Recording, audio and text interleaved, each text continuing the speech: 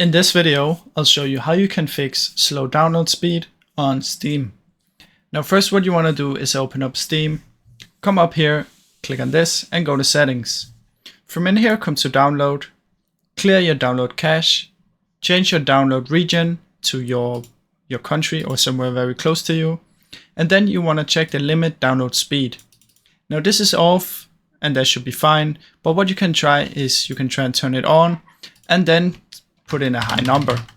If you do this, you can try and check if this works. If it doesn't, just turn it off again. Now, if this doesn't work, another thing you can try is come to the storage right here, right click and repair library. Now this might fix it, but if it doesn't, there's still another thing we can try.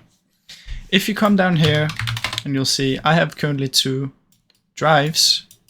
Now if you have 2 and you have Steam on your D drive or the game on the D drive that you want to install, what you have to do is get rid of that and do it on the C drive. For some reason Steam has some issues with another drive, so make sure Steam is installed on the C drive, as well as the game you're trying to install will be installed on the C drive. Now lastly, we want to check our internet connection. Come down here, open network and internet settings, go to change adapters options, right click, disable and then enable again. Now another thing you can try is if you come down here and open up Task Manager. In here you can see what uses most of your PC.